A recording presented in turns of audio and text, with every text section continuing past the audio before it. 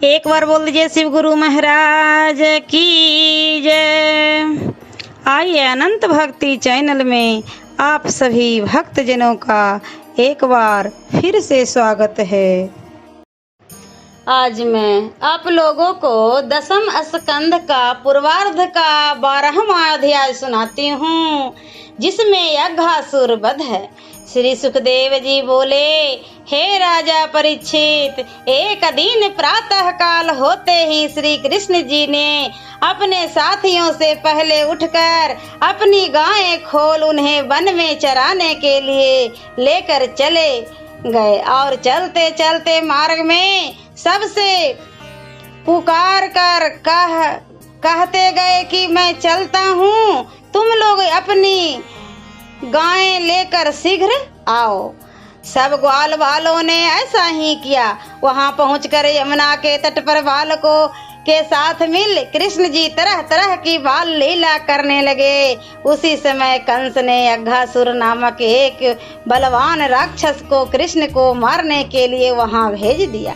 वहां जाकर जब वह श्री कृष्ण को भक्षण करने के विचार से कुछ दूर पर गुफा के समान भयंकर मुंह फैलाकर ऐसा बैठा जिसमें प्रवेश कर कोई बाहर नहीं निकल सकता था। सब ग्वाल वालों के साथ रामकृष्ण अपने खेलने के स्थान से उठकर जो चले तो उसी गुफा में जा पहुंचे। फिर तो अजगर रूपी यज्ञासुर ने ऐसी दीर्घ सांस ली कि गाय बछड़े सहित सभी ग्वाल वाल उसके पेट में समाने लग गए, जिससे उन्हें बड़ा भय हुआ और कृष्ण जी का नाम ले लेकर चिल्लाने लगे। कृष्ण जी समझ गए कि अजगर के रूप में यह यज्ञासुर राक्षस ही है।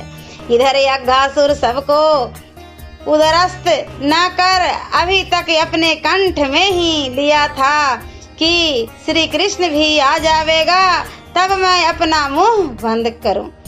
यह समझ कृष्ण जी उसके मुंह में जा बैठे। राक्षस ने अब सबको उदरस्त कर लिया। यह देख सब देवताओं को बड़ा दुख हुआ और वे कहने लगे, हे विधाता, आपने यह क्या अंधेर किया। इधर राक्षस यज्ञासुर बड़ा ही मन बड़ा प्रसन्न हो रहा था। उधर उसके मुंह में प्रवेश कर श्री कृष्ण जी ने अपने शरीर को बढ़ाया तो उसका गला फंस गया और निगलने की शक्ति छीन हो गई। उसकी श्वास अवरुद्ध हो गई। दोनों चक्षु बाहर निकल आए। वह जीभ निकाल कर हांफने लगा। उसका सारा शरीर सबके समान शीतल और शिथिल हो गया। उसका प्राण ब्रह्मांड फोड़ बाहर निकल गया और कृष्ण जी उसका पेट फाड़कर ग्वाल वालों सहित बाहर निकल आए। फिर अपनी शक्ति दे सबको सचेष्ट किया और सायंकाल देखकर सबको साथ ले गए। देवताओं ने प्रसन्न हो उन पर फूल की वर्षा की और नगाड़े बजाए। स्वयं ब्रह्मा जी कृष्ण जी का दर्शन करने वृंदावन आए। अघासुर दैत्य की ठटरी सूख कर गुफा हो गई, जिसमें बहुत दिनों तक ग्वाल वाल खेलते रहे। जब घर पहुंचकर बालकों ने यह सब चरित्र अपने माँ बाप से कहा तो उसे सुनकर बहुत ही आश्चर्यचकित हुए और अघासुर के मारने पर सबने बड़ी प्रसन्नता प्रकट की। परंतु कृष्ण जी के हाथ से मारे जाने पर उस राक्षस की जो सुंदर गति प्राप्त हुई वह बड़े ऋषियों और मुनियों को भी पाना दुर्लभ है।